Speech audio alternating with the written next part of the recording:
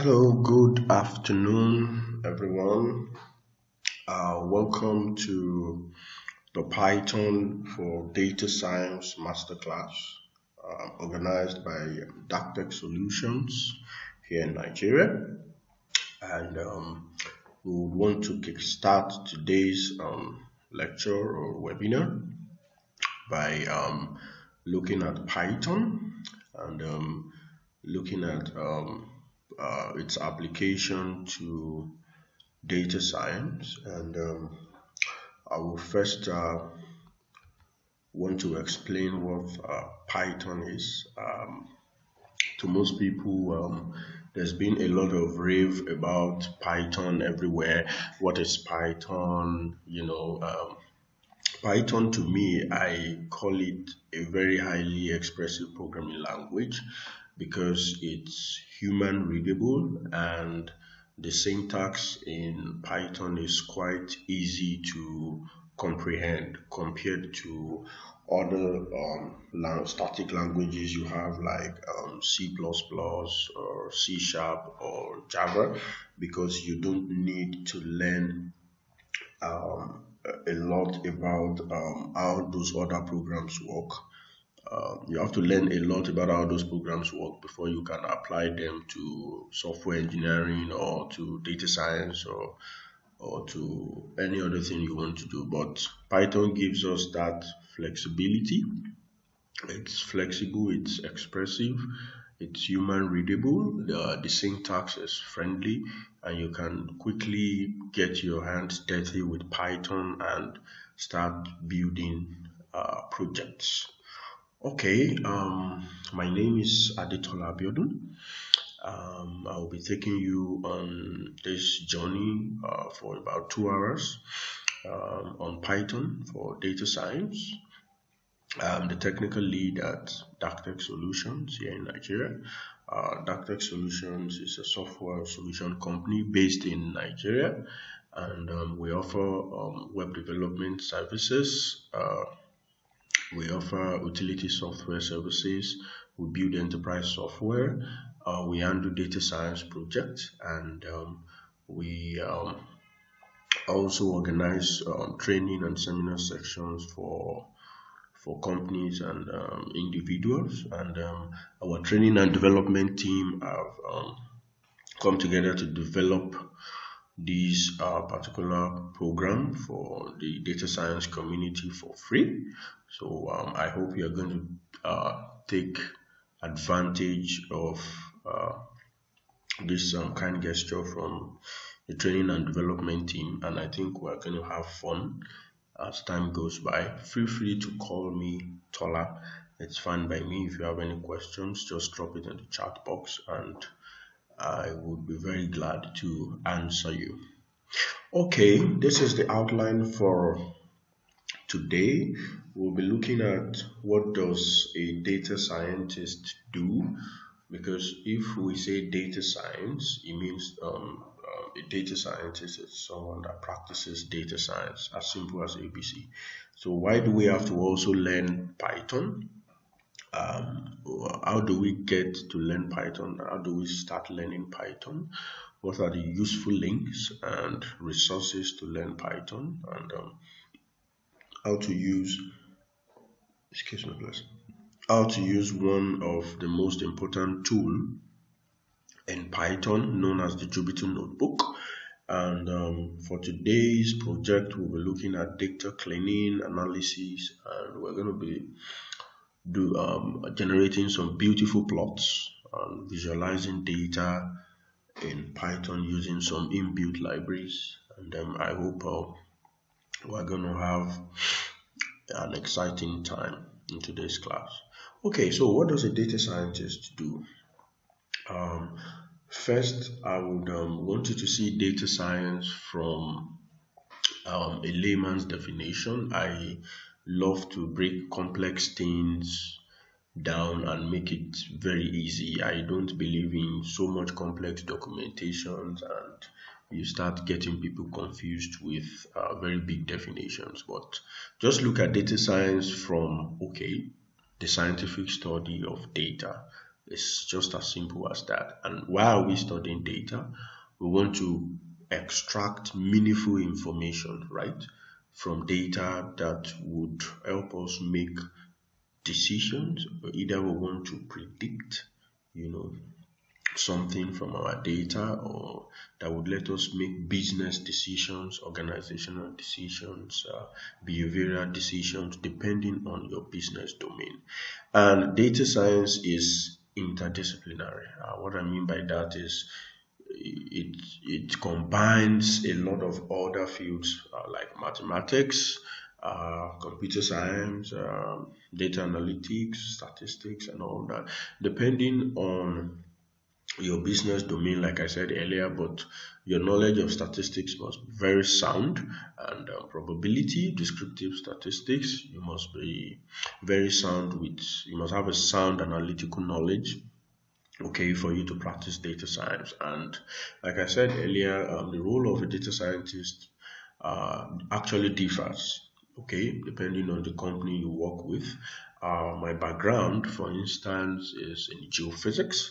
I'm a geophysicist, and I've been applying Python to geophysics for about 2 to 3 years now. Okay, I've been trying to do some QC on well logs, trying to display seismic data, and running algorithms like convolutional neural network, okay, to classify seismic fishes and all that.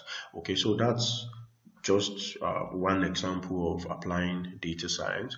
For instance, you might be in the pharmaceutical domain. You might be a doctor, and you want to predict, okay, the symptoms that patients have. You want to predict the kind of sickness that a particular patient has based on data that has symptoms of a particular disease. Okay, so that's another example where data science can be applied. So depending on where you work, there's data everywhere, structured, unstructured data. Okay, so it's dependent on your domain and your desired result. Okay, so why should we learn Python for data science? Of course, there are a lot of other tools available to practice or to do data science, but 4 years ago, it overtook R. R is another statistical programming tool. It's very common amongst the statisticians. It's used a lot by them. And on Kaggle is a community where data science competitions have been hosted, data science hackathons. Okay, and the science competitions 4 years ago, based on statistics, showed that Python was more, preferable and was more used compared to R on that competition. And even 3 years ago, on KD Nugget's annual poll of data scientists most used tools, Python also came first, and 66% of data scientists 2 years ago reported using Python daily. Even me, I myself included, I don't think there's any day I don't, use Python to do one or two things. Okay, and it makes it the number one language for analytics professional, because you can just quickly grab a Jupyter notebook, okay, write few lines of code and do a quick QC on your data, okay, because Python is, like I said earlier, is human readable, is human friendly, the syntax is great. You don't have to learn complex documentations before you start doing something, okay, with Python. So how do we learn Python for data science? It's paramount that if you're getting into a new field or an endeavor in life, you first have to learn the fundamentals. It's very, very important. So you have to learn the fundamentals of Python. You kickstart your learning by joining a community. Like I said earlier, there are a lot of communities like Kaggle, KD Nuggets, and a lot of them on you can just Google search data science communities. There are a lot of them. Slack, you could join Slack. Just hook up with a data community and you will see a lot of materials being posted in there. And you can also try your hands on the command line interface. What I mean by the CLI here is the Python shell, not the GUI graphical user interface navigator like Anaconda or something. You might just want to practice Python by writing a bit of code or scripts, okay, in the Python shell. It helps you, and it gives you a solid foundation on your Python fundamentals. Secondly, you can practice mini Python projects, like you can just pick up data from a survey and you just analyze it. It could just be a survey of students, okay, boys, girls, I'm sorry, male, female, maybe their heights and their favorite food, and you just want to see if tall people like beans and short people love spaghetti. Just for instance, you just want to look at different variation in data correlation. You want to check the mean count of maybe male students, or the mean value of female students. Those are just simple stuffs you can analyze from a survey data. And you might even want to track and analyze your own spending habits. Am I spending too much money on groceries, or I'm spending too much money on transportation, for instance, or maybe on some other miscellaneous expenses, So you might just want to track your own spending habits and get insights from how you live. So the third most important point here to me is to learn Python data science libraries. It's very, very key. We have 4 inbuilt libraries in Python: NumPy, PANDAS, Matplotlib, and scikit-learn. NumPy means numerical Python. It's used more by the mathematicians. It has a lot of, it's useful in numerical analysis, and it has a lot of functions and inbuilt methods in NumPy that makes your life easy when it comes to numerical computations. Pandas, just to make things easy, looks like your Microsoft Excel. Okay, once it's just like an advanced Microsoft Excel suite, and it can handle large number of rows and columns at a particular large number of rows. Your Excel is going to break down. Okay, it's not going to how to put the number of rows and columns you have again, and that makes Pandas a very, very powerful library for data wrangling, data cleaning, and it even helps you visualize data, because it's also built on Matplotlib. Matplotlib is the default data science plotting library, or data plotting library, or visualization library in Python. It's very, very cool. It shows you nice graphical images. And scikit-learn is the machine learning library, the default machine learning library in Python. Okay, it's used for prediction and advanced data science.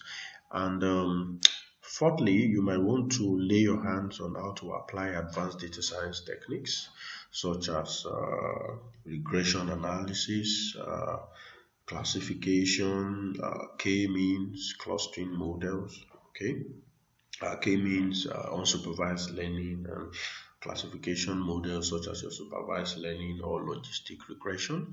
And lastly, you might want to lay your hands on creating an artificial neural network using scikit-learn. Okay, like I said earlier, you might just want to make predictions from a particular data set you have, and so you can allow your neural network, or train your neural network rather, to learn on a test part of your data, on a trained part of your data. Okay, and you can now splice the classification on your test set, and if you are able to get a very good cross-validation score, okay, and you are satisfied with the algorithm used, then you can splice it on, the data set that you want to classify or you want to predict from. All right, useful links and resources. Let me change my pointer options to laser pointer. Okay, that's fine. So, it's very important for you to read books, and read books. You can never die from reading. I usually say that a lot, and the more you read, the more understanding you get about, different concepts. Okay, so read books, read blog posts, and feel free to also look at other people's source code to learn Python. Okay, there are a lot of notebooks flying over the internet on different concepts, a lot of scripts. Okay, you can get it easily on GitHub. Okay, a lot of source codes are being hosted on GitHub. Okay, and one of the one of the amazing books you can get in data science is written by 25 amazing data scientists, and that's called the Data Science Handbook. Wow, what do you expect? A book written by 25 data scientists. That's a lot of information, and it's one of my favorite books, and one of the very good books that has helped me personally is Automate the Boring Stuff with Python by AI Sugat. It's a very, very good book with a lot of illustration, no complex documentations. It takes you straight to what you need to know. And also, Jake Vanderplas has a very, very comprehensive book on data science. It's called the Python Data Science Handbook. And if you want to really get your hands dirty into the intricacies of statistical learning, you might want to check out Trevor, Robert, and Jerome. That's also a very, very good book to get you started learning data science. All right. I said earlier that there is a very, very useful tool used by data scientists in Python, and that is called Jupyter Notebook. But first, though, what is a notebook? Okay, I want you to see it from your usual notebook when you were in high school. What do you do with your notebook? You write down your ideas, right? You write down your thoughts, your organized thoughts, your organized ideas, okay? And the idea of writing down all those thoughts is you can always go back to your notebook, right? And check, what you wrote the previous day, for reference. So it means, in other words, a notebook gives you that workflow, right? It gives you that organization. So it organizes your codes and it gives you real-time input, output behavior. And that's why Jupyter notebooks are very, very, very incredibly powerful in data science. It's interactive and it gives you that excellent presentation of data science projects. And we're going to, once we get into coding, we're going to see what a Jupyter notebook looks like. Oh, great. Luckily, Jupyter notebooks are completely free, so we're not paying $1 or some cents for it, not at all.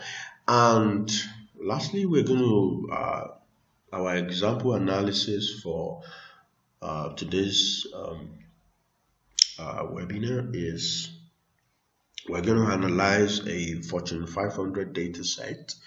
Fortune 500 is a set of companies in the world, or in the US especially, of top companies in different industry sectors in the world. So we are going to be analyzing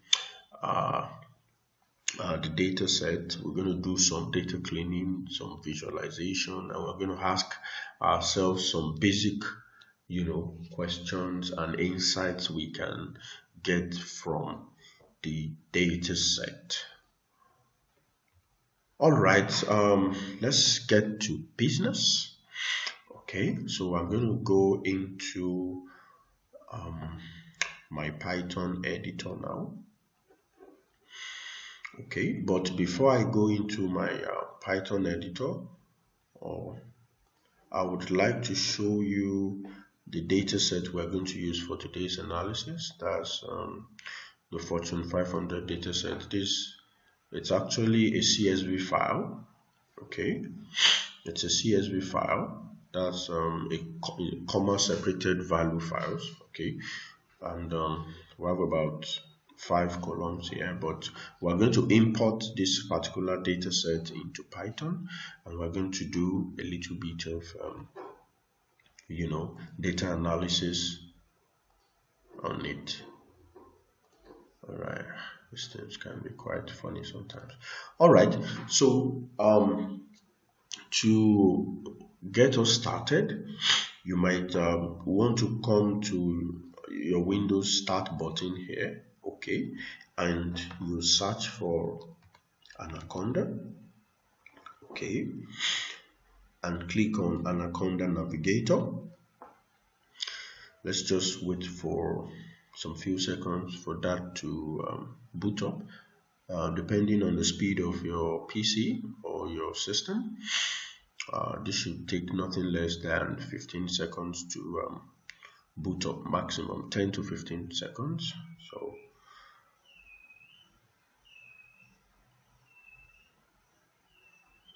all right, it's coming up. Okay, and this is how Anaconda Navigator looks like. Okay, this Jupyter notebook we talked about at first, and you have some other application or development environment that is pre-installed with Anaconda, your console, JupyterLab, notebook, and Spider by default, and Qt console, I think by default is pre-installed with Anaconda Navigator. For the R programmers, there's an R Studio if you are interested in programming in R. Okay, and Orange is used for data mining. Okay, and GlueV is for multi-dimensional data visualization. For people that write codes using VS Code developed by Microsoft, you might want to install the environment. But for today's lecture, we are going to be using JupyterLab. I prefer JupyterLab to Jupyter Notebooks because it's more extensive. The GUI is more reproducible, it's easier to navigate, and it's still based on the Jupyter Notebook architecture. Okay, so there's really no difference, but this is just a bit more extensive than Jupyter Notebooks, and both of them are actually web-based. Okay, they run by default on your browser on the local host. Okay, so let's just launch JupyterLab and let's see how that comes up. So it's booting. Okay, that's perfect. Just going to take a few seconds. Okay, all right, and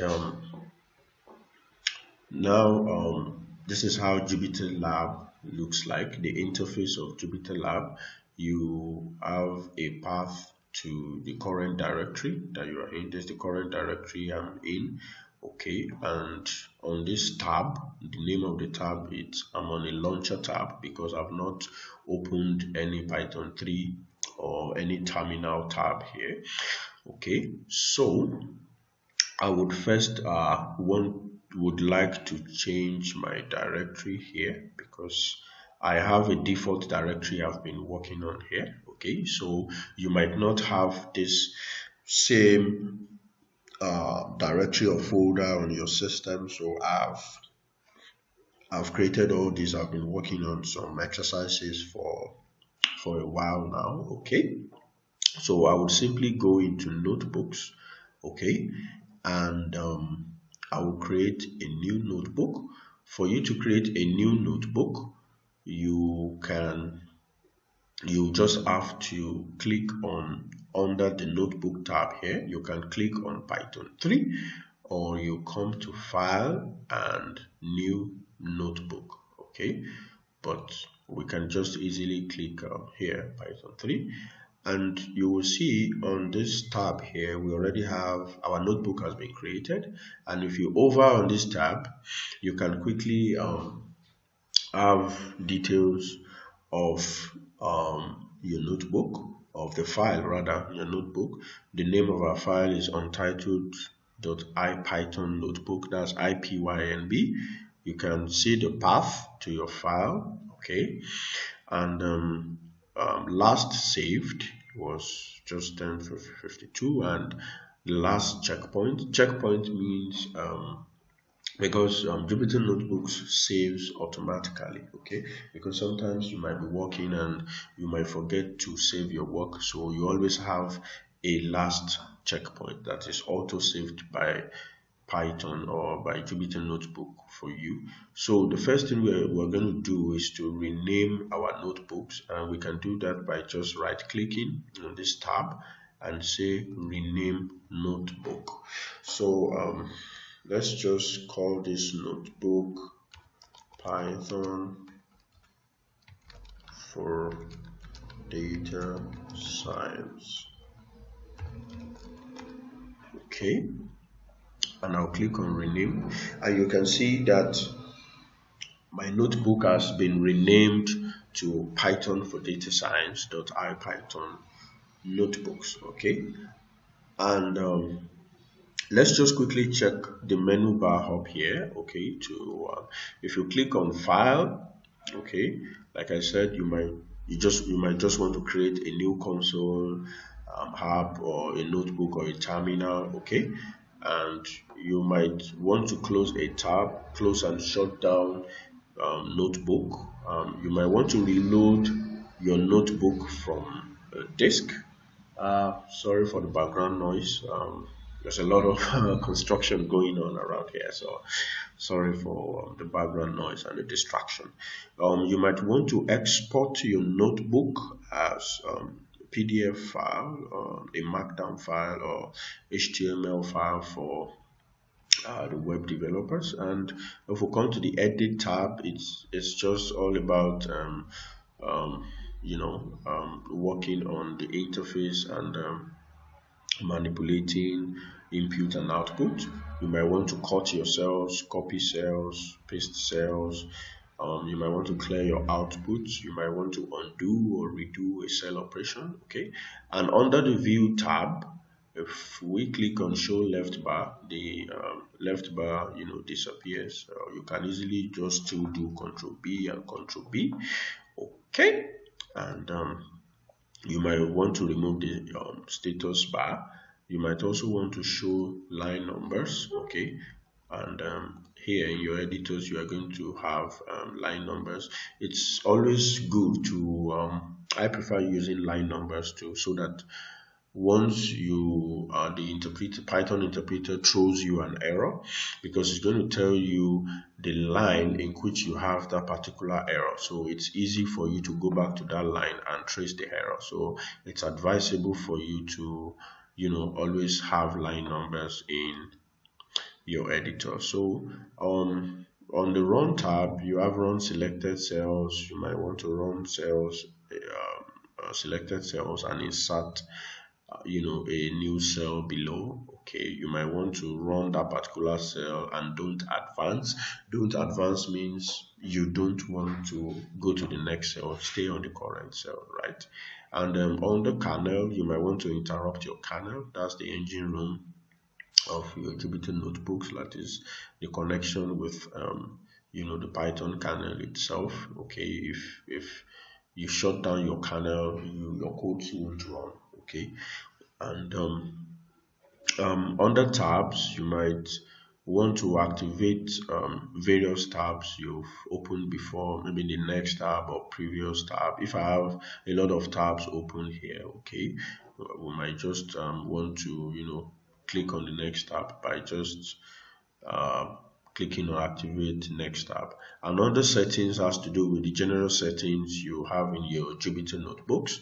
You might want to change the theme of your notebook to dark or light. I prefer the light version for Jupyter notebooks. You might just in your spare time want to play around all these options here, to get a feel on how your Jupyter notebooks work. Okay, to get us started, okay, let's just quickly look at the tools we have here. Okay, on my left hand there's a save icon here, and here this plus sign is if you want to insert a new cell. Okay, I can keep inserting new cells, and if I just want to delete this particular cell, I can just simply press D twice, okay, D twice, and if I want to insert, I can come back and press the plus icon, okay, and you can still simply right click and click on delete cells. Okay, it's just all the same. This is if you want to cut the contents in the cells, you want to copy a cell, paste a cell, you want to run the code in selected cells and advance, you want to interrupt the kernel, okay, for the stop sign, and this is for you to restart the kernel if you previously interrupted the kernel, and this is I think for you to advance or something, to play your code advanced. And here I would quickly want to explain what these three items are here. By default, if you write any statement, for instance, let me say welcome to the Python for Data Science Masterclass. Okay, by default, anything you write in the cell, Python sees it as a code block, okay, like as a code, okay, because here we have selected that this cell, every content in this cell should be seen as a code, and you can already see Python highlighting the 4 keyword here. This keyword, these are called keywords in Python. They are reserved words. So there are a lot of reserved words in Python. You can't use reserved words as variable names, okay? And you can't use them especially in expressions, okay?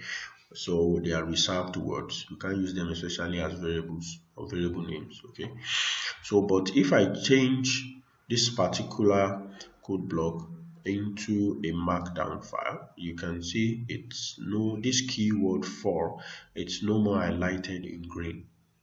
Okay, so Python is not going to treat this as a code. Okay, it's just going to see it as maybe a title or a heading. Okay, and if we run this particular code block, we click on run, you see it becomes a markdown file.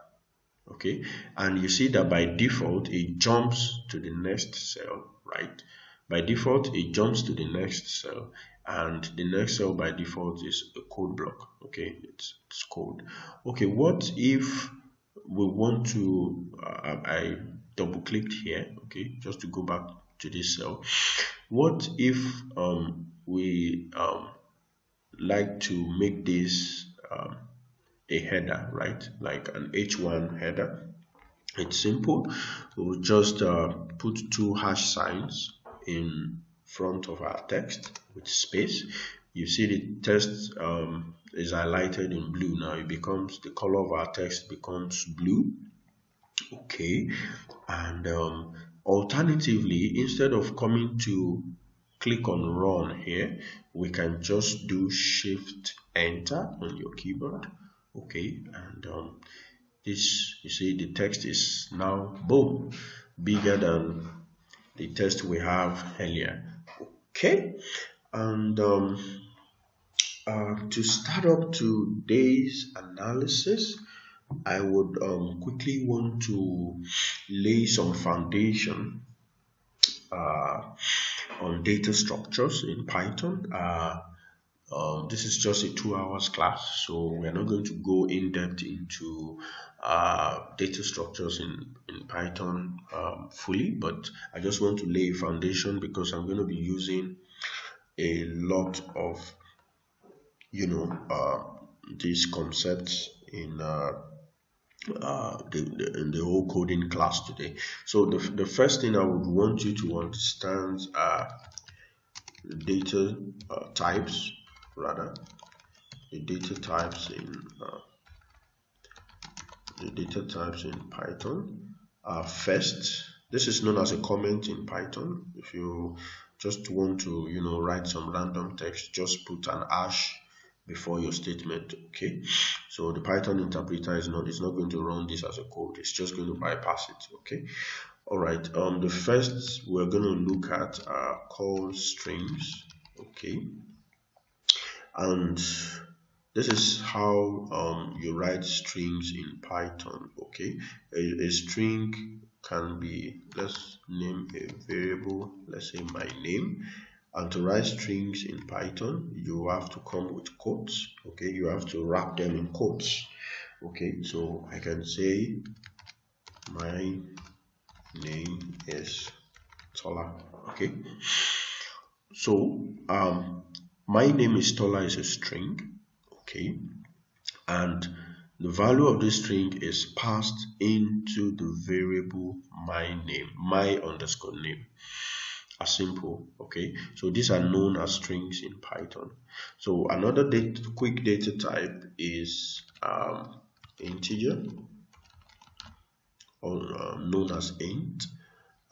Integers are simple. We can just pass a value. Let's say x is equals to 2. Okay, 2 here is an integer, and there's another numeric data type in Python known as floats. Okay, example of floats is y equals to 2.3. Okay, floating point numbers are also known as decimal numbers with decimal places. Okay, numbers or decimal numbers. Okay, let's just make it simple. Okay, numbers with decimals. Okay, that has decimal places. Okay, this can be 2.34, anything. Okay, and another quick one we are going to be using, but I don't think we're going to be using that today, but just for sake of knowing, they are called booleans. Okay, boolean can either be, let's say, is boy can equals to true. Okay, is girl can be false. Okay, so boolean expressions in Python can just be true or false, and in logic we know true to be 1 and false to be 0, right? So true, which is 1, or false, which is 0. Okay, so these are 3 or 4 data types in Python are very, very important, and even in programming you see them all around. So I just quickly want to lay a quick foundation on showing you the data types we have in Python, and we're going to be using them a lot in today's analysis. And worthy of note is for you to know that in Python this is not an equal to sign, it is called an assignment operator. Okay, so an assignment operator, so equal to sign is an assignment operator, and equal to sign takes a double equal to. Okay, a double equal to means you are trying to compare if a particular value is equal to another. Okay, but just one equal to sign, it's you are assigning a value to a variable, like what we did here. We assigned, the value, the string value, my name is Tola, into my underscore name variable. And everything in Python is seen as an object, lest I forget. Python is an object-oriented programming language, okay, and strings are actually objects, okay, and strings are array of characters, okay. These are all characters: M, Y, N, A, M, E, T, and other characters you have. So strings are arrays of characters, okay, and they are actually objects in Python, okay. So to show you the difference between an assignment operator and trying to compare two values, let's go to this next cell and say, let's say z equals to maybe 4.5, okay, and let's say a equals to 3, okay, and let us check for equality and say print a equals to z, and I press shift enter. You see I have an output here telling me false, because the output of comparing two variables, the values in two variables, is going to return a boolean, okay. It's going to return a boolean value which is false. That is, the value of a is 3, right, and the value of z is 4.5, and we know that logically 3 is not equals to 4.5, okay. So this is, you are actually checking for equality, okay. That's when you have double assignment operator, but this is just an assignment operator. We are assigning this value 4.5 to this variable z, okay. I think that is clear enough. So to start today's business, to go to main business of the day, we are going to first import some libraries in Python so we can bring in our Fortune 500 data set, like I said earlier, and run some analysis on it. And one of the first libraries we'll import is pandas. By convention, we import pandas as PD, okay, and we might just want to check the version of pandas we are using. Is very important. So we can say print pandas version, let's say print, let's make it more exciting, print my pandas version is in comma pandas dot dunder version dunder. The dunder sign is a double underscore, okay. So this double underscore, this is not a single underscore, so note as double underscore. So I can just simply press shift enter, okay, and you can see I have an output. My pandas version is pandas 1.1.3, okay, and another stuff we want to do right now is to import our Fortune 500 data set, okay, and we can declare a variable called df, okay. It's just conventional, and we can say data frame equals to pandas. This is an inbuilt method in pandas, pd.read_csv, okay, and we can pass the path to our file, okay, let me first check where I have my file. My file is under data. Okay, the data set is under a folder named data here on my system. Your directory might actually be different from my own directory. Okay, so you have to know the particular path or the directory in which your data lies. Okay, and here my Fortune 500 dataset is in my 2020 pandas tutorial underscore notes slash data folder. Okay, so it means I just have to move 2 folders up. I can do that by pressing 2 dots. Okay, slash data and slash Fortune 500.csv. Okay, and I press shift enter.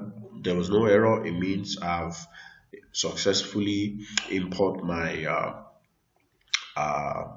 data set and I've passed it into the variable data frame. So to display our data frame, I can just simply write df and I run shift enter, and boom, this is pandas. The same CSV file we have, pandas has converted it into what is called a pandas data frame. So this is known as a pandas data frame. And below our pandas data frame, we can see we have 25,500 rows and 5 columns. Okay, that's quite a large number of rows to look at. You might not be able to really get a lot of information out of that by just looking. You have to run 1 or 2 analysis to bring out useful information in this data. So the first QC or the first data cleaning technique we'll be looking at is just to have a general overview on this particular data set. We might just want to look at the columns and see if the column names are tidy. For me, these column names are not tidy in the sense that we are having revenue in millions, profit in millions, and this could throw an error because there's actually a space in between column names. Okay, most times file names, column names in Python don't actually accept spaces. It could throw you an error, so you have to be very careful with white spaces in file names and column names. So we can just quickly rename these columns, and by saying data frame dot columns. Okay, data frame dot columns selects all the columns of our data frame. Let's just press shift enter first. We can see the name of our columns here, right? Year, rank, company, revenue, millions, and that. So we can just rename the columns by saying let's do rename columns of the data frame. So to rename our columns, we can simply do data frame dot columns. We select all the columns and we assign a new list, right, to the column. So list in Python, create a list in Python by using square brackets.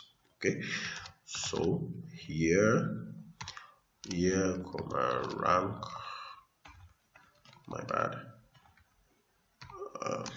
comma company, comma, let's just call this revenue. Okay, and comma profit. All right, and shift enter, and there's no error, so we're cool.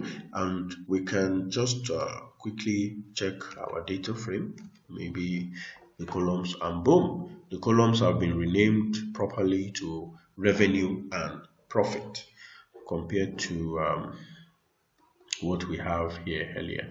Okay, just do Control B to take that out.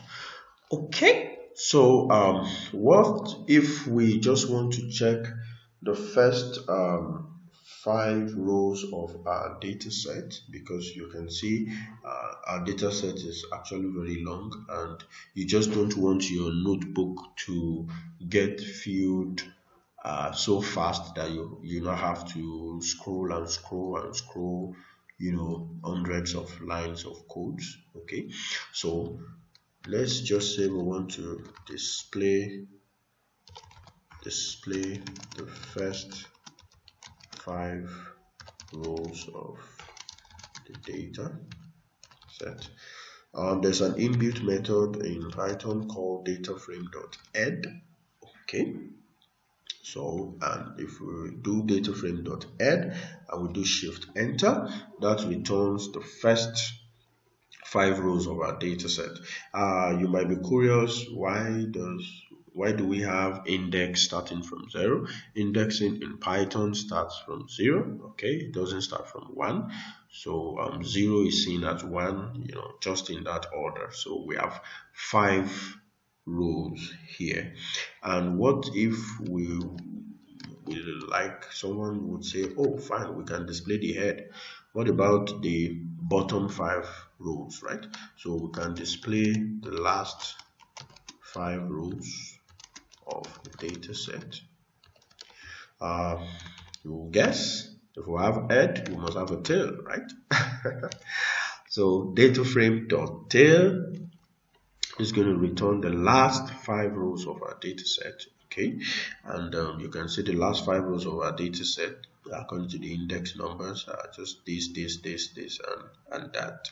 And alternatively, what if I want to display the first 10 rows of my data set?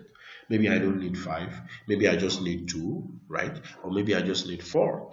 So let's say display any first n rows of the data set, and let's display the first let's just display the first 3 rows. Let's say the first 3 rows, right? Okay, so it's simple. Since it's the first 3 rows, you would guess that we're still going to use dataframe.head because we are looking at the first, okay, first 3 rows starting from index of 0.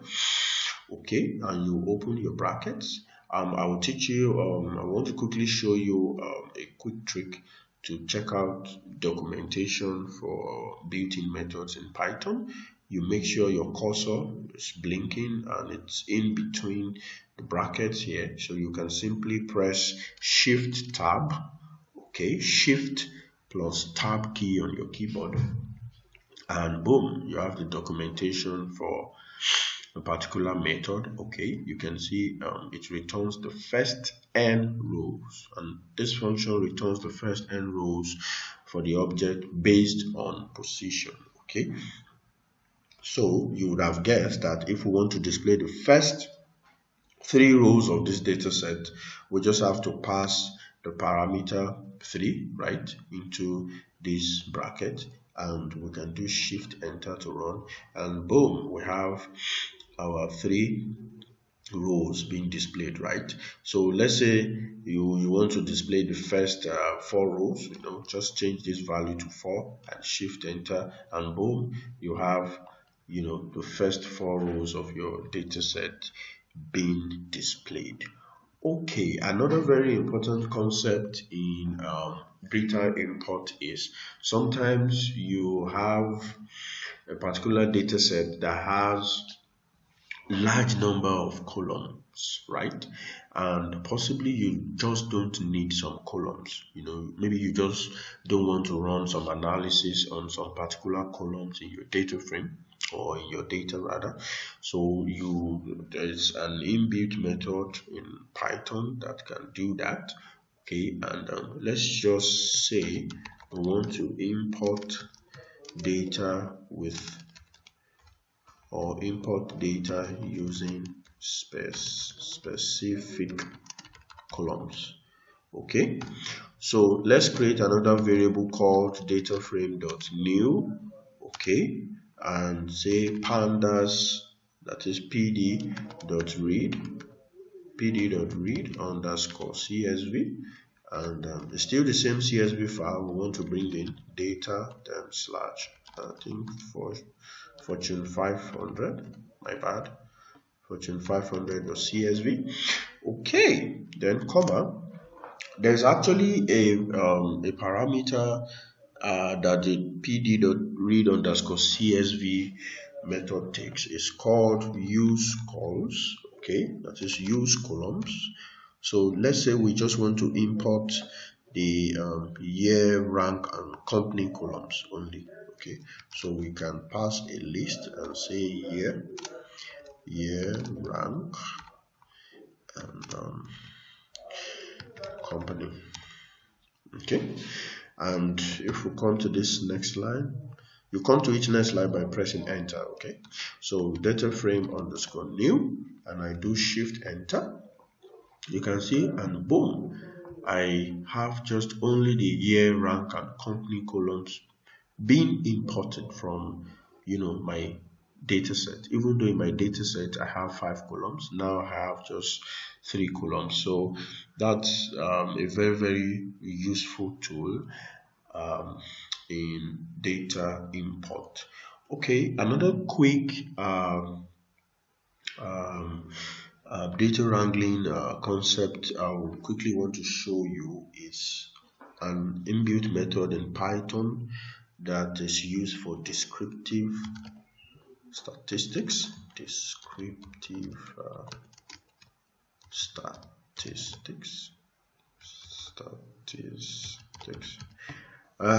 Sorry, my English is whack. All right, and the inbuilt method is called describe. So we can do data frame.describe. Okay, and if I do shift enter, and we have on our output, we have a quick statistical analysis of our data set, right? The count of our data set, that is the amount of rows we have, the mean per column, okay, the standard deviation, the minimum and the maximum, okay, the 25th, 50th, and 75th percentile. Okay, so this is useful for just quick statistical analysis. You just want to look at the minimum and maximum values in your data. You want to see the relationship between the columns of your data set, and you want to see how these values vary or change. Okay, so another very important function built-in method in Python is called the len function. Okay, and the len function is, let's say we use it to check the length of the data frame. So we use what is called the len function, and we can pass our data frame as the argument or the parameter. And if I do shift enter, the length of our data frame is 25,500. Okay, and that's being confirmed by the count, the number of rows we have here. Okay, and another quick QC we can do on the data is to check the data types. Check the data types in each column. Okay, this is very important because you don't want to treat a particular column. Let's say a column is made up of integers, right? And you now check the data type and you are now having strings. You wouldn't want to, you will know there's something wrong with the data type, and you want to correct that before going forward in your analysis. So data wrangling or data processing is very, very important. It's very, very important before you run any algorithm or run any stuff on your data. You must make sure your data is clean enough so that you are not going to have biased results. Okay, so if you remember, we talked about data types some few minutes ago. So there's actually a built-in, tool or method that we can quickly use to display the data types we have in our data, and that's you can do that by doing data frame dot d types. Excuse me, data frame dot d types. Okay, and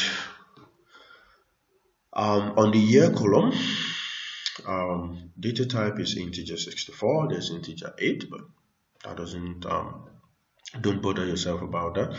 Just what you really need to bother yourself about is the data type is an integer. Okay, the rank column, it's also an integer.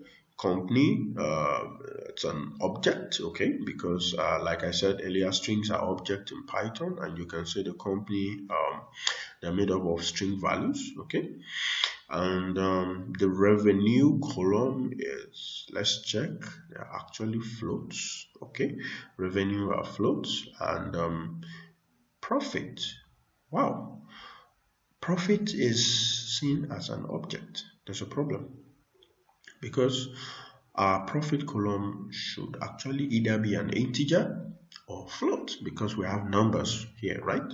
So why are we having our profit column being displayed, the data type of our profit column returning an object?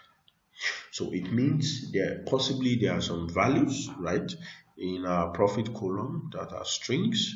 Okay, they are not integers, so we have to fish them out, and we have to clean them out of the data so it doesn't affect our analysis. So let's by doing that, let's quickly define a variable called non-numeric profit. Okay, and let's select the profit column, and there's a method called str.contains. Okay, and we can write a regex, okay, a regular expression to contain numbers from 0 to 9, dot hyphen. Okay, and I think this should work.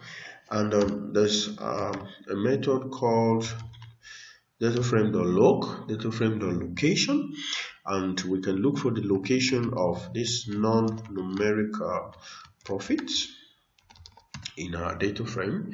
And let's just display the first 5 rows. Okay, dot head.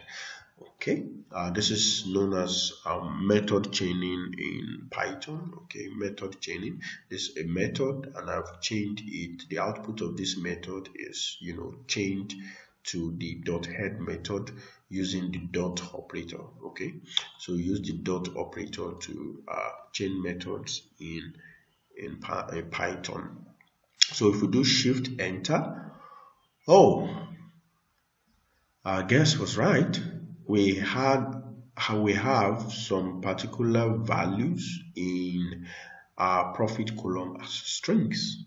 Okay, and that's not NA, maybe not applicable or something. Okay, so what we would like to check again is to check if there are other unique set of values in the profit column. Okay, because we can just only see the first 5 rows of our data here, so it's possible we have some other strings, right, in this particular data set that is not n.a. Okay, so we can just create a set.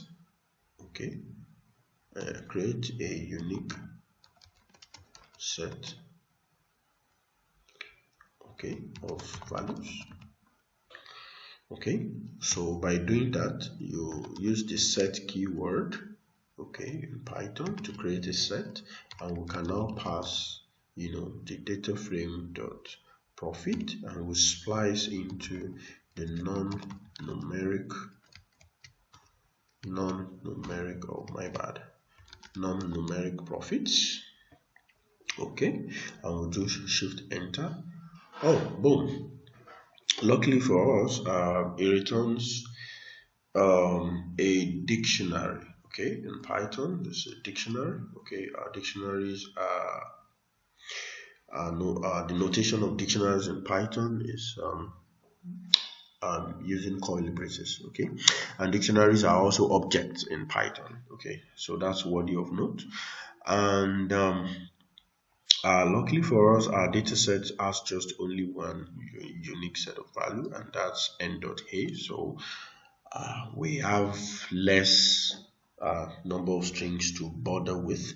And another question we would like to ask ourselves is, okay, fine, I have NA as a unique set of value in my profit column, but I don't know how many of this guy, this NA I have present in the profit column. You would have guessed that to get the number or length of something, we would use the length function, right? Cool. And we can say data frame dot profit. Data frame dot profit. We select the profit column and splice into we select the list non-numeric profits. Okay, and we do shift enter. Okay, we have 369 values, NA values in our profit column. Let me just quickly rename this properly for sake of documentation. So we can say check it's always good to put comment in front of your codes. So when you get back to your notebook, you wouldn't forget what you've done earlier. So it gives you insight and gives you idea of what your workflow is all about. So check the length of the unique set of values. Okay, so we've done that. And another thing we'll quickly want to do is, we have 369 NA values in the profit column. Can we quickly get the percentage of NA values in the profit column, to see if we can really drop the number of columns that contains these NA values. Okay, so we can quickly just grab a calculator here. Okay, and we can just do the mathematics. The number of rows we have is 25,500, right? Cool. And do a multiplication by 100%. Oh, we just have about 1.4% of missing values in our data set. It's not too bad. We can overlook that, right? It's not really too bad. So the next thing I would, lest I forget, there's a quick method you can also use in Python, an inbuilt method you can quickly use to return the shape of your data set in rows and columns. That's known as dataframe.shape. Okay, and the output of dataframe.shape gives you row column values, that is like your XY values, 25,500 rows by 5 columns. Okay, so that's also a quick method you can actually use in your data cleaning and data processing. So the next thing we are going to do now is to import our plotting libraries. Okay, because we would still like to visualize this non-numeric profits, right? Because they are actually empty values in our data set, and would also want to visualize how this non-numeric profit is being distributed in our profit column. You know how the distribution vary with with the year, okay, and with different companies, right? So we'd be able to QC our data properly. So let's import some plotting, or import plotting libraries.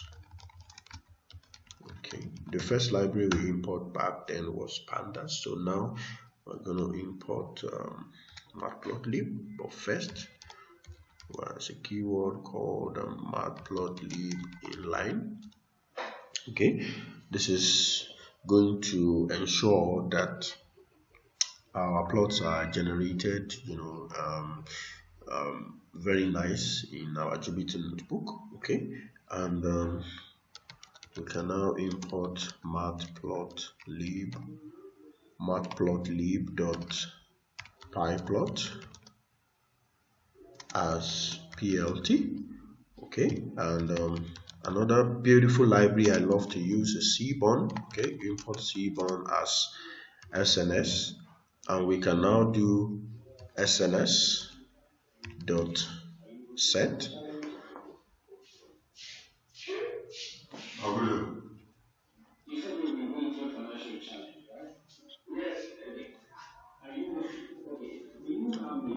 Sorry for the breaking transmission. There was a bit of distraction. All right, we can do sns.set. Then we set the style into a dark grid. I prefer to use the dark grid. Okay, and shift enter. Okay, I think we've successfully import all our libraries, and everything is fine. Okay, we're going to quickly take a 1 minute stretch break, okay, just to stretch our legs and stretch our hands, and take our eyes off the screen for a while. Okay, so in the next 1 to 2 minutes we'll be back.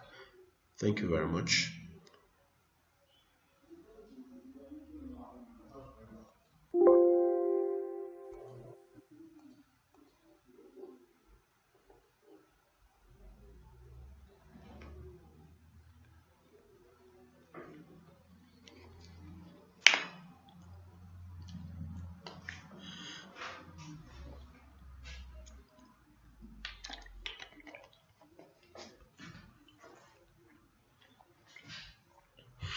All right, the break is over.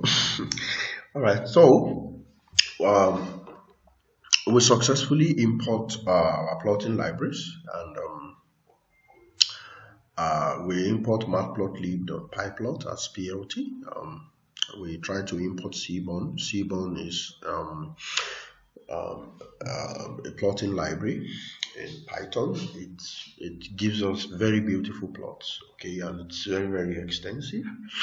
And we try to set the style of our plot to the grid of our plot to be dark grid. Okay, so the next thing I would like to do is plot a histogram. Okay, we want to plot an histogram, and the histogram is going to show us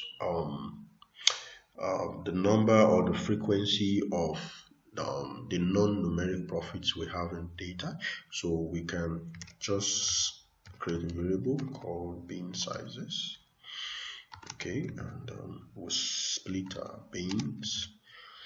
Okay, underscore equals to, we can do plot.hist. That's the keyword to plot the method to plot histograms. Okay, plt, because we've import matplotlib as plt. Okay, if you don't import matplotlib as plt, you would have to always write matplotlib.histogram, and that's That's a whole hell of work to do. So you just simply say plt.ist and data frame dot. We select the year column, okay, because we want to see how the non-numeric profits has, been distributed or varies, along the whole year, or that the distribution of the non-numeric profit in all the years rather. So you have non-numeric profits, okay, and comma beans. Let's define the bean for our Instagram and text the range keyword.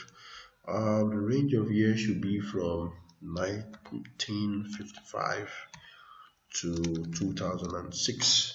Okay, so we've already defined our Instagram, right? And then shift enter and boom.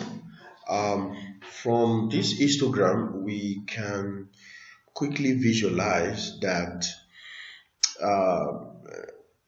even less than 25 NA values, okay, we even have the largest amount of NA values around the 90s.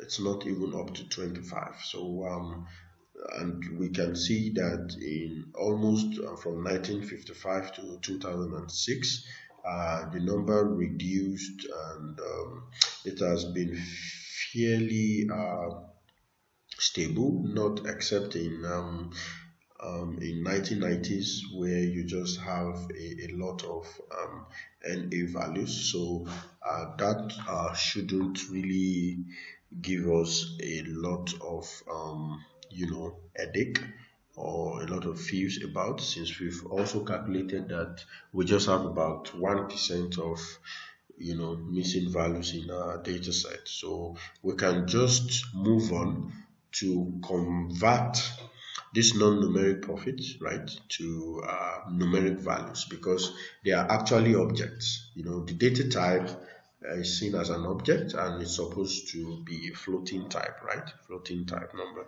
So let's grab our data frame again, and we'll use the data frame .loc. Loc is back. You use loc a lot in pandas.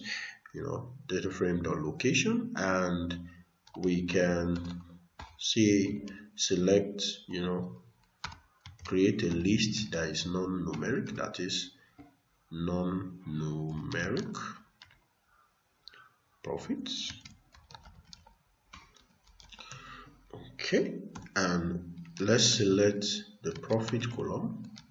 Data frame .profit is data frame .profit use the apply method, okay, and pandas to underscore numeric.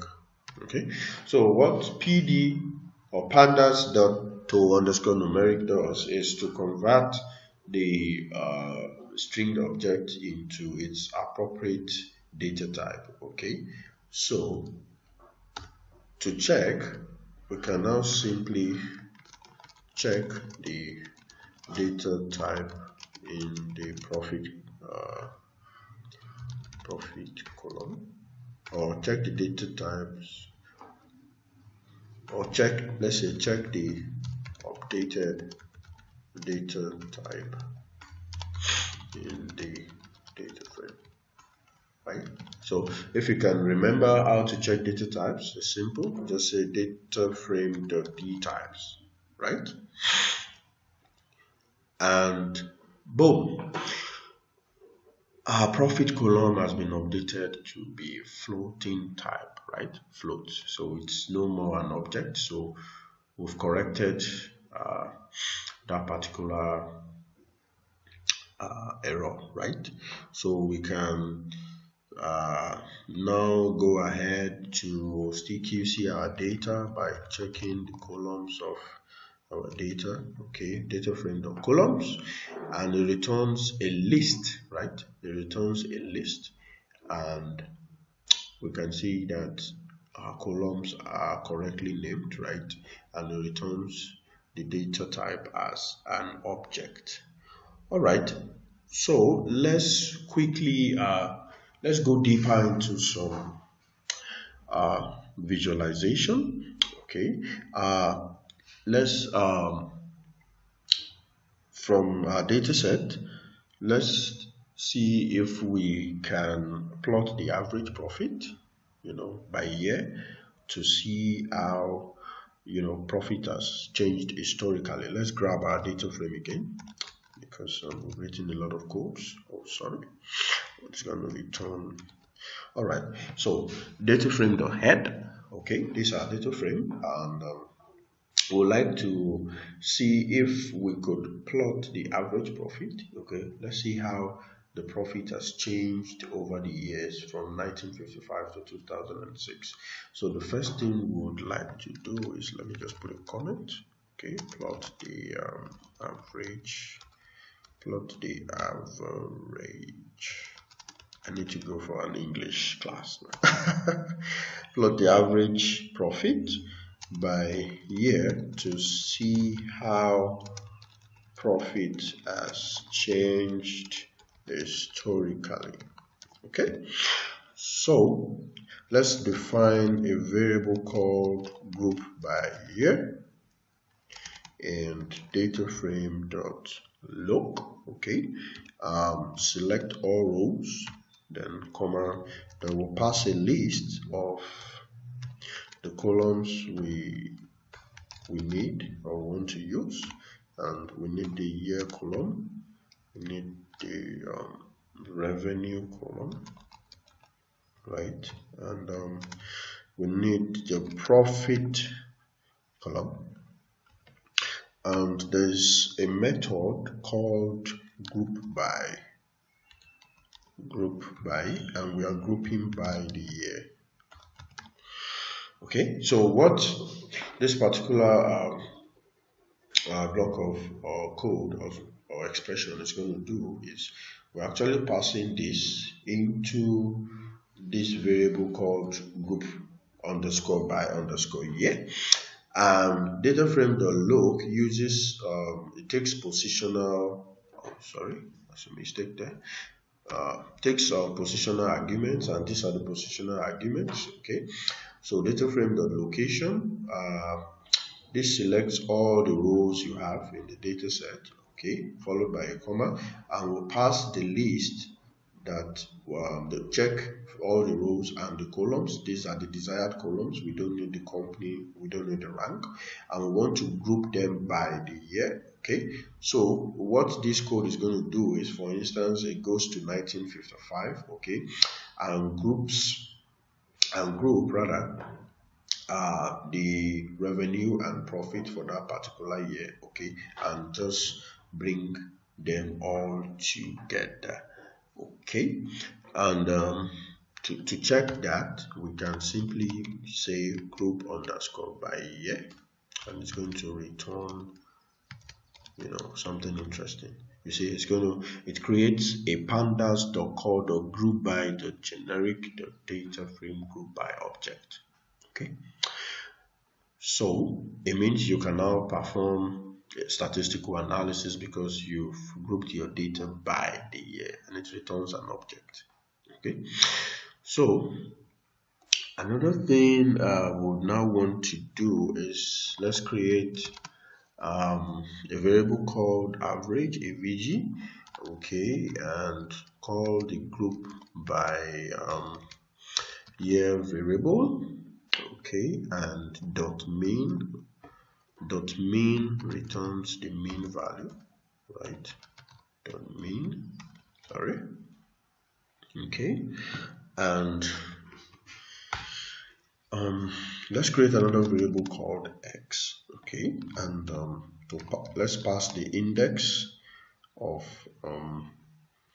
the variable avg into x, and let's create another variable y and pass the select avg.profit, okay, the profit column, and would simply define, let's define a function.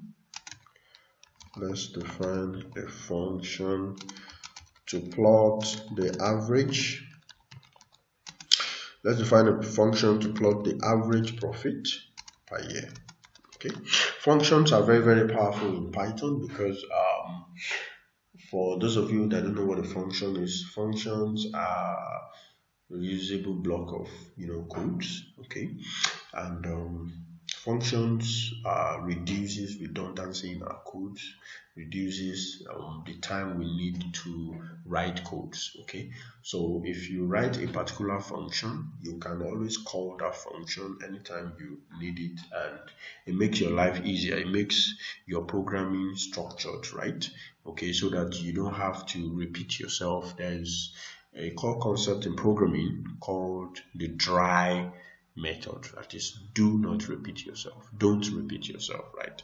And functions have always come to the rescue. Okay, and we'll see how functions really work now. So to define a function in Python, use the def keyword. Okay, the def keyword followed by plot. Okay, plot here is the name of our function. Okay, it could be anything, it could be your name, it could, but just make sure you use variable names and function names that are very expressive and defines what you are really doing. Okay, so and functions actually take what is known as parameters, so arguments. So let's pass some arguments into this function. X, Y, axis, the title, X underscore label, comma, Y underscore label. Okay, and we have our indentation. So let's set our axis, the axis of our plot. Let's set the title to title, then axis dot set x label, set underscore x label to x label, x underscore label, and axis dot set label y underscore label, and let's plot axis dot plot, actually plotting x against y, right? And scroll up, and axis the margin, let's make our margins tight, x equals to 0 and y equals to 0. Okay, and let's come out of our function and let's define the dimensions of our figure. That's very important. Length against breadth, let's say 9 against 8, right? 9 by 8.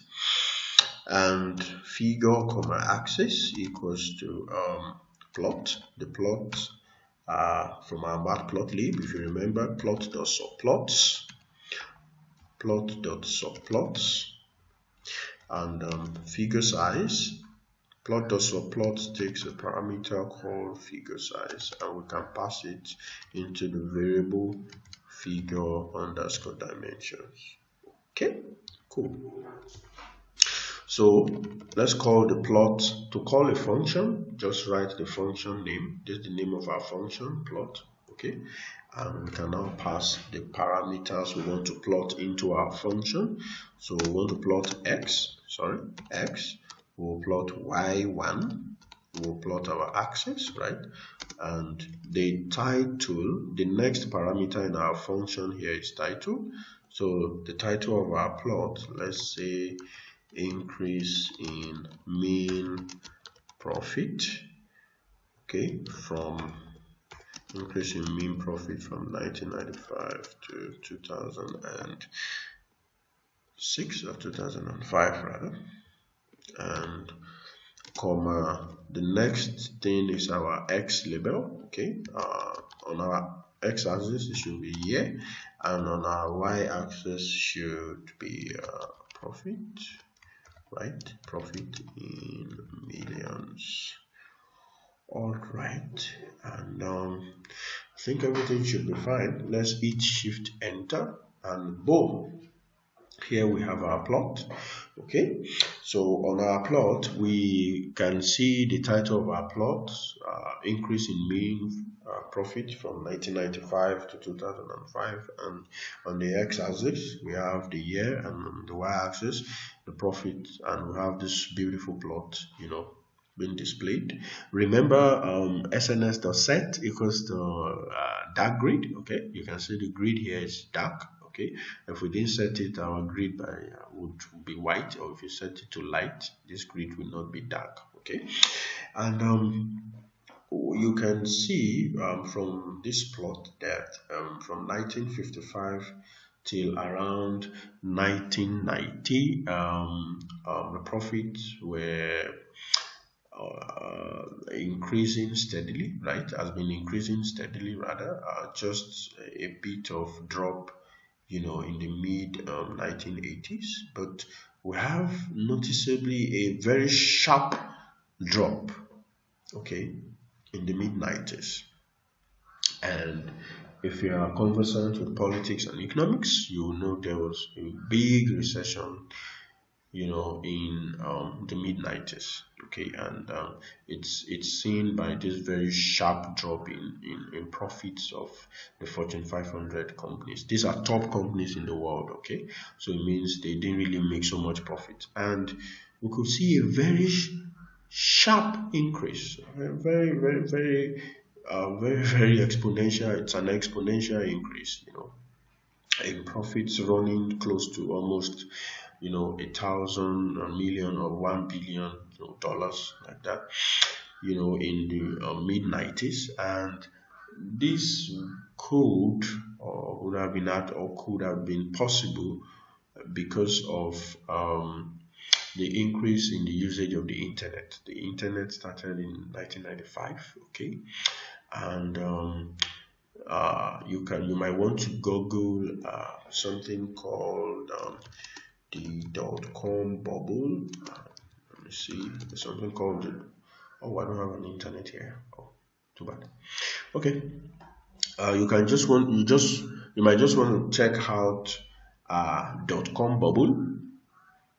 Okay. .com bubble was a particular point in time in the tech industry where there was increase in the usage of internet, and the internet just kept sprouting. The internet market was making a lot of profit. The tech world was making a lot of profit, rather. So this particular exponential increase might have been attributed to that. And in the mid 2000s, there was also a very serious recession. Okay, and we can see a very sharp drop in profits, and profits, kept increasing again after somewhere close to 2005, 2006. Okay, so that's just an example of how you can just use a simple plot to do a little analysis on price fluctuations, right? And you can see, just by defining a particular function in Python, and we're passing parameters, we're able to make this beautiful plot. Okay, so what if let's say we want to generate a plot for the increase in revenue, for instance. This is for profit. So let's say we want to generate a plot for increase in revenue.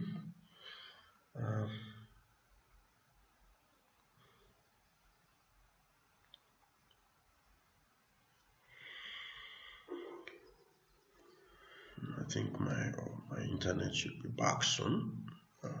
My bad. Okay. Let's generate a plot for increase in revenue. And okay, I think internet is back.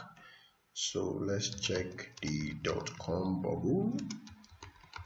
Something called the .com bubble. Okay, and you see the .com bubble, also known as the .com boom, the tech bubble, the internet bubble, was a stock market bubble, okay, caused by excessive speculation of internet-related companies from, the mid-90s to about 2004. Okay, and if we come back to our curve, you can see the dot-com bubble was around 1995 to 2004 is somewhere here, and you can see that very sharp increase in profit. Okay, so you might just want to read more about the dot-com bubble. So this is a simple example to tell you that data analysis is real, data is real. These are real life examples, right? These are not textbook examples. These are real life data, and real time analysis, trying to look at real life stuffs, occurrences, and trying to tie it, real life events rather, and trying to tie it to a data set. Okay, so we said we would like to generate a plot for increase in revenue. Okay, so we can do y2. Let's say, okay, because we've already declared a variable y1, so let's say we select avg. We've already defined avg, okay, and average the revenue. Then we can define the axis of our plots plt.subplot, and figure size is still equals to figure_dimensions. Okay, now see the power of functions. If I call our plot function and I press shift tab, you can see my function is already registered in this particular project workflow, right? Because I've written my Python, my function, and I can always reuse this function anywhere in my notebook, and I can even import this particular function into another notebook and reuse it. You see, that's the power of functions or methods. Okay, and you can see all the parameters we passed into our function, right? So let's just pass x, right? Pass y2, pass axis, right?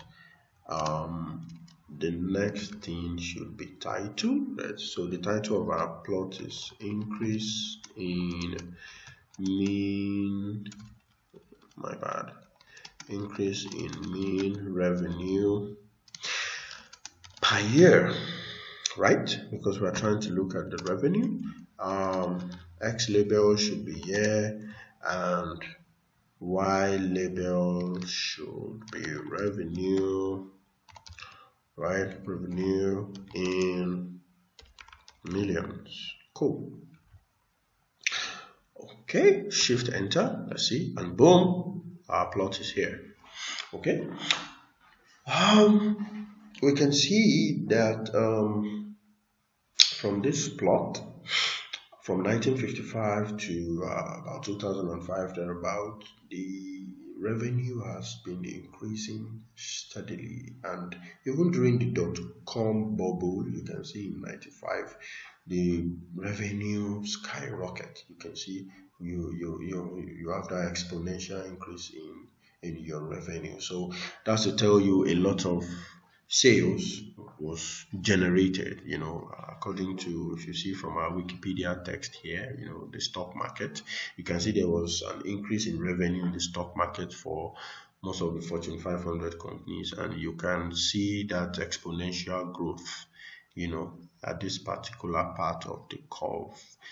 From 55 to about 95 thereabout, the growth has been kind of steady. Okay, even though the growth from 55 to somewhere around 1970 has been sluggish, okay, you're almost having a flat line, right? But the growth has just been a bit redundant until it picked up around the 90s, and the breakthrough came in 95, okay, where you had the exponential growth. So I think kudos, we should say kudos to the sales team in that particular year, because they generated a lot of revenue. That must have been a lot of work. Anyways, okay, so we can still want to ask ourselves, some basic questions as regards this particular data set. Okay, and like I said earlier, data science is subjective. What I mean by subjective is it depends on what you want to bring out of the data. It's subjective in the sense that the questions I might like to ask, or the questions I would like, or the responses, or what I would love to see in my data might be different from what the inference you would like to draw from the data, right? So this particular data set, we can ask ourselves tons of questions, right? We can get tons of insight from just this Fortune 500 data set. And let's just ask ourselves some basic questions. Like, oh, my bad, sorry. We might want to check, for instance, what is the maximum profit?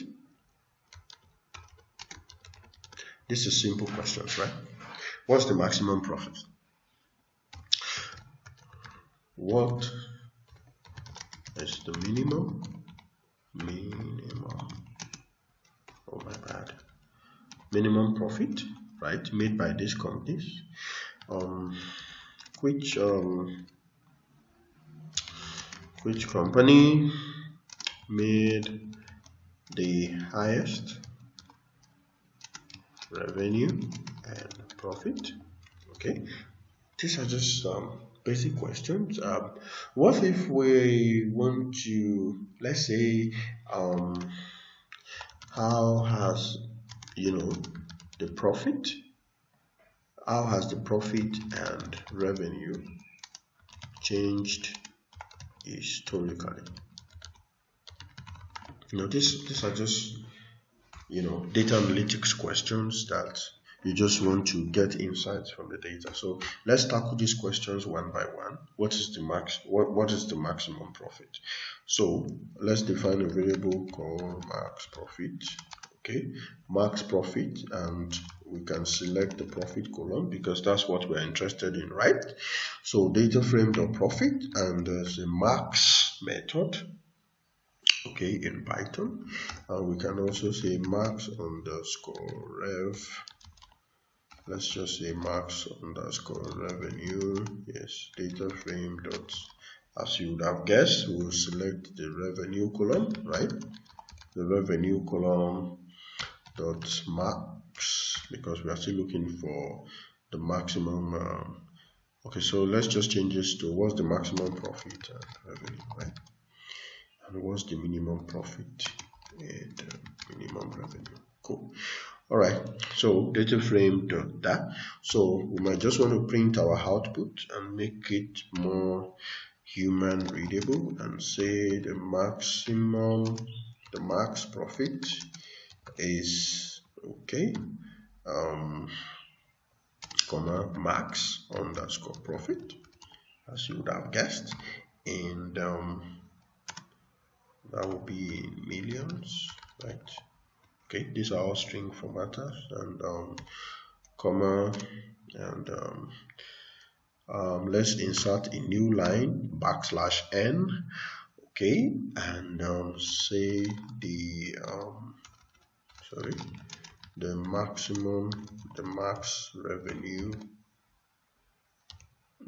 revenue is, then comma, and we take max underscore, excuse me please, max underscore revenue, okay, and comma, that comes in millions too, right? Million. Okay, and if I do shift enter, and boom, we have the maximum profit to be 25,330 million, and the maximum revenue is 288,189 million. Okay, now we have our maximum profit, we have our maximum revenue, right, from this data set, but we don't actually know the company that made this huge amount of profit, right?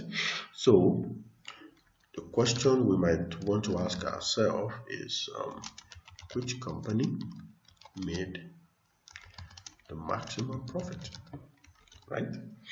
So data frame.log is back.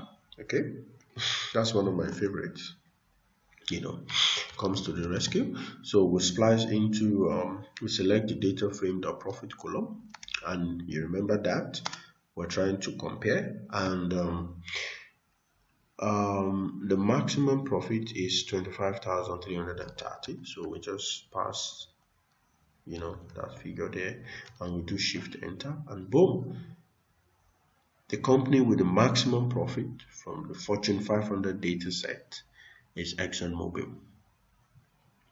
Okay, and we might also want to ask ourselves, or let's do this as an exercise. Okay, you might just want to grab your notebook and do this as an exercise. Which company made the maximum revenue? Okay, so let me just give you a tip. Simple. Okay, just the same way we did for the profit. The tip is use look. Okay, that's the tip, and pass the value. The maximum revenue we have is 288,189. Sorry, 288,189. Okay, so use look and pass the value this into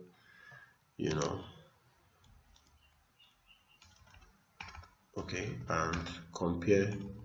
I think I'm already giving you guys the answer already, so just use log, okay, and just pass data frame.revenue, okay, data frame.revenue column, and you pass the value into 28, or you compare the value 28 to 288 189 million. Okay, and so you just do that as an exercise in just 1 minute, and let me know what your answer is.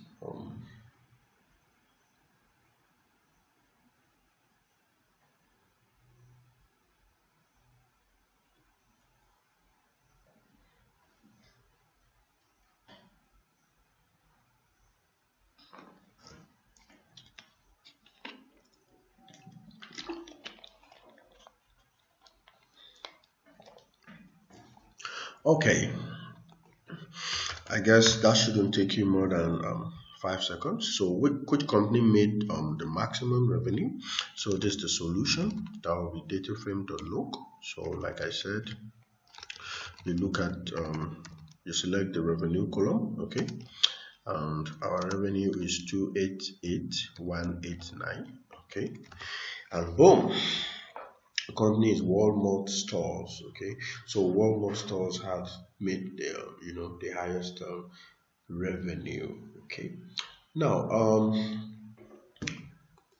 before we round up today's session, let's just ask ourselves one or two more insights or questions into this data set. Let's say we want to explore. Okay, let's say we want to explore how revenue and profits has changed, okay, historically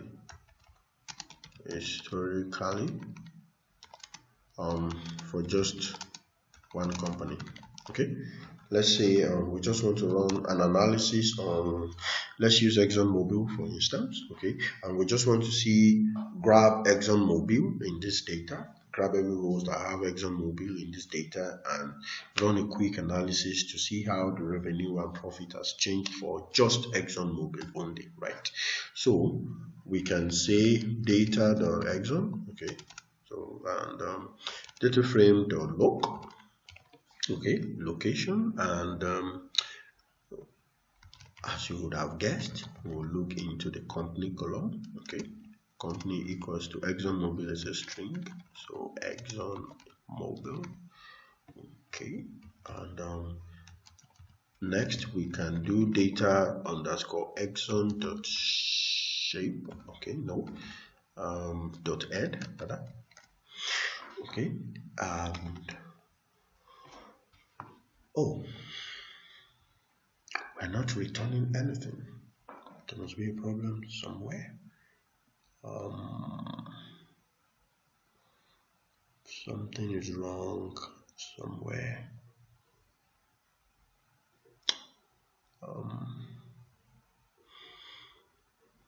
Let's check our columns properly. Column names might be wrong with the column names.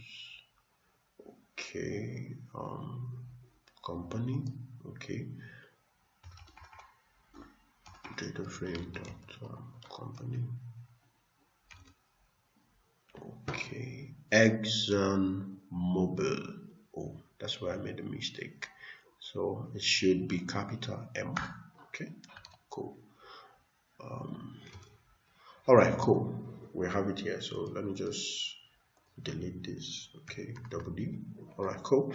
So in our data frame dot head, this is the first 5 rows of our data frame where the company name is equals to ExxonMobil. So what this code does is to select the company column. Okay, select the rows, or select the company where the company name is equals to ExxonMobil. Okay, and return, the rows, or return the rows where the company name is equals to ExxonMobil. So ExxonMobil is the keyword here, so everything you have here, the company is just only for ExxonMobil. So we can simply you do our group by year. Okay, because let's do our group by year and say data underscore exxon dot loc. Okay, well, we used loc a lot today. We have to pay loc royalties, right? All right, so thanks to whoever created loc. It's very powerful. So revenue, as you would guess, we'll pick the profit columns and we'll group by the year. Group by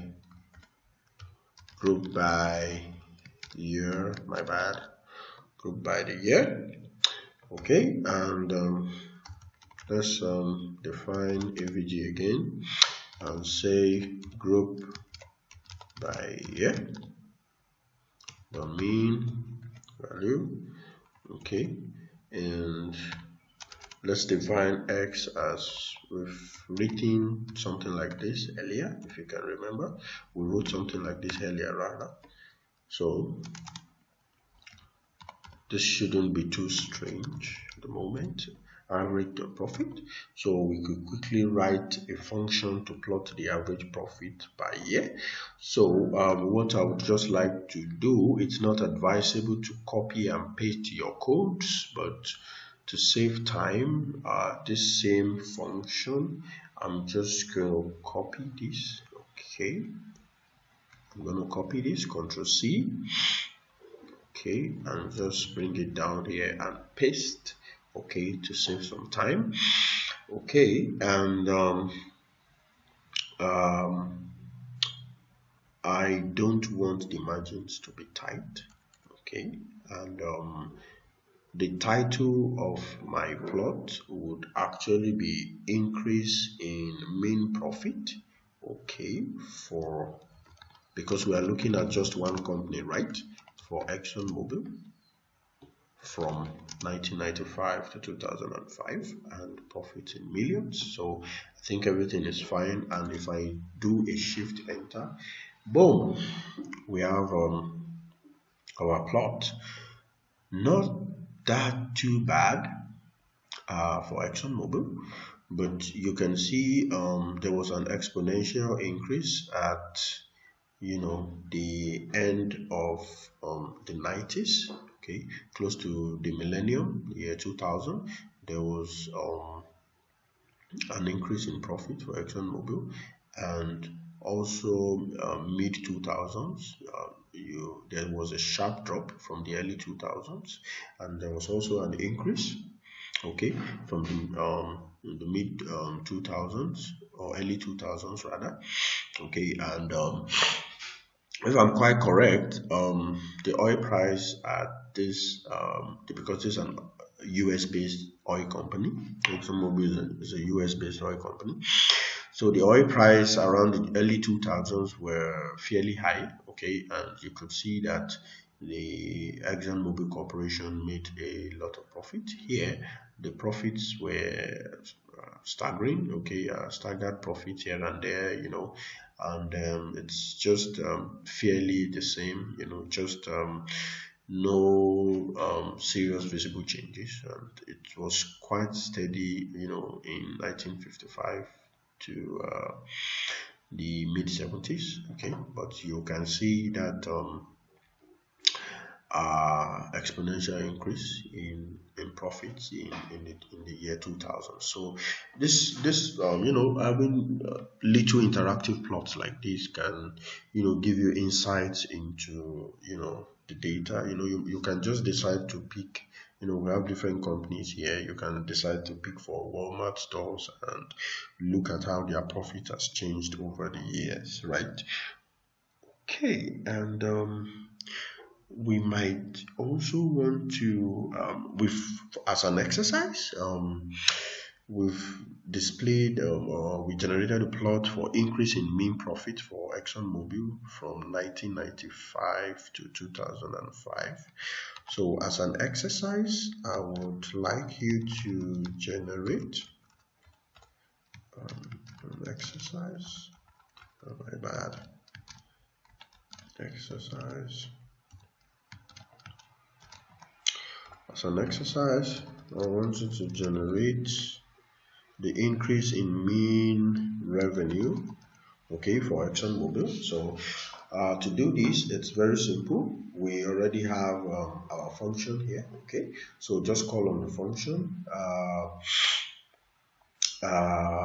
The figure underscore dimensions is okay. You might want to increase the dimension of your figure. It's your choice depending on what you like. If you like your figures to be very big or to be small, it depends on you, okay. And just be sure to select your X and Y2, especially your Y2 by the revenue column, not the profit column, okay. And I guess that should be very simple to do. So one of the last questions we would want to ask ourselves as regards the ExxonMobil company is, let's say for instance, we can continue asking a lot of questions, right? But let's just stop here because of our time. So we can say, in what year did ExxonMobil had the lowest profit, right? Because we are just looking at ExxonMobil only, so we want to know the year they had the lowest profit. So the name of our data is data underscore Exxon, if I'm still correct, .head. Okay, just to bring back our data. Okay, this is how our data looks like. So we want to know the particular year in which ExxonMobil had the lowest profit. Okay, so you would have guessed that we would have to select the ExxonMobil profit column, right, and use the minimum Okay, method domain. Okay, and the minimum profit for ExxonMobil was 562.5 million, right? All right, so to know the particular year in which the profit was minimum, this particular profit was, generated, we can just do data underscore Exxon, right? And our dear look is back again. And data underscore Exxon, right? Dot the profit column. Okay, as you would have guessed, where it is equals to 562.5, right? And shift enter, and boom, in the year 1959 ExxonMobil made the minimum profit, which is 562.5. Okay, so the last exercise or take-home assignment for the day is generate, or you might simply say in what year did ExxonMobil had the highest profit, or the maximum profit, right? The maximum profit. So this is very simple. Okay, just use the profit dot max. Okay, the max method. Okay, so that's going to be, first of all, get the number. Okay, data underscore Exxon dot profit dot max. Okay, and you can use look, right, to display the particular role in your data set that has, the maximum value.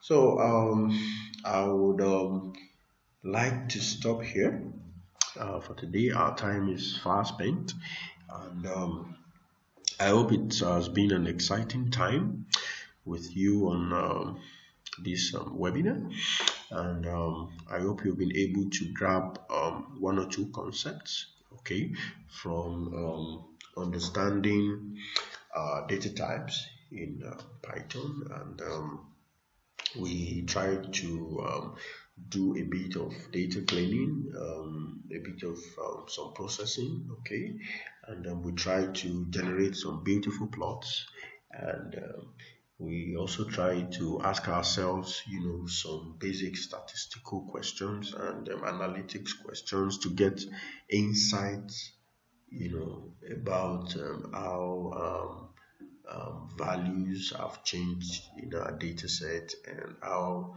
various events, have contributed to, the values we have in our data set. So to me, it's been an exciting time with you guys, and I must say I really enjoyed this session myself. Be sure to get back to the exercises, and you feel free to email the answer of your exercises to me at info@dactechng.com. Okay, and if you have any questions to ask, you can always, drop us an email. I would always be glad to reply you any day, anytime. Okay, so before we round up today's section, I would like to get back to my PowerPoint, and the PowerPoint presentation with the notebooks will be made available to you, and the recorded video of today's session will be sent to your emails. Okay, so you can always go through the video, and if there's anything you don't understand or you didn't get, you can always just drop me an email, and I'll be very, very glad to throw more light into the concept we've explained and used today. Okay, more importantly is we're having a 5 weeks data science and analytics class, okay, using Python, and this will be coming up 9th January. next year, 2021. Worthy of note is it's 100% virtual, so you're going to attend the classes online, and the video lectures will be sent to you at the end of each class for your reference. And it's instructor led. We are going to have about 3 instructors, taking you on the course offerings. So you're going to have different instructors coming at different week, and these are seasoned guys, these are seasoned data scientists in the industry. Okay, they will come, and it's going to be, I promise, it's going to be a very exciting time. Okay, and the course offerings, you're going to learn the fundamentals of data science and analytics. You're going to learn SQL, structured query language for data science, very, very important. Statistical data analysis in Python. Like I said earlier, your knowledge of statistics must be very, very strong to be a data scientist. More importantly is dashboard reporting, using Power BI. Power BI is one of the powerful Microsoft suites, for data visualization. Another very good one is Tableau. I use Tableau too most of the time, and we're going to do, a brief introduction to machine learning, and see how we can make predictions out of data. And after the 5 weeks class, you are going to be presented a certificate, and before you can get your certificate, you will do a project in Python. Okay, so you must complete your project in that 5 weeks. So there's going to be a project, and there's also going to be like a mini exam at least to test your knowledge of everything you've learned. Okay, I promise it's going to be a very exciting time in that 5 weeks. And the 5 weeks class, lest I forget, goes just for a token of 20,000 naira. Okay, we're offering the course at a discount of 20,000 naira. A lot of other companies do this for very large amounts, but we are just trying to make things easy back at home here. So we are just offering this course for just 20,000 naira plus the certificate, no extra charges. Okay, so if you would like to register for the course, okay, just go to cutt.ly/DACTECH-Python. Okay, just type this into your URL and in your browser, and type this URL rather into your browser, and it's going to take you to the link where you can register and make payments for the class. Okay, and you can also visit our website here, www.dactechng.com, to know more about our services. You can follow us on Twitter at DACTECHNG, and if you are on LinkedIn, you can also check us out and give us a follow on DACTECH Solutions, so you can learn more about our promotions and our offers. So lastly, I would want to end this webinar on a high note by using one of the favorite quotes of Ryan Dahl. Ryan Dahl is the creator of Node.js, Node JavaScript, and it says, "You can never understand everything, but you should push yourself to understand the system." Thank you very much, everyone, and I hope you've been able to grab 1 or 2 concepts from this webinar. Have a nice day, and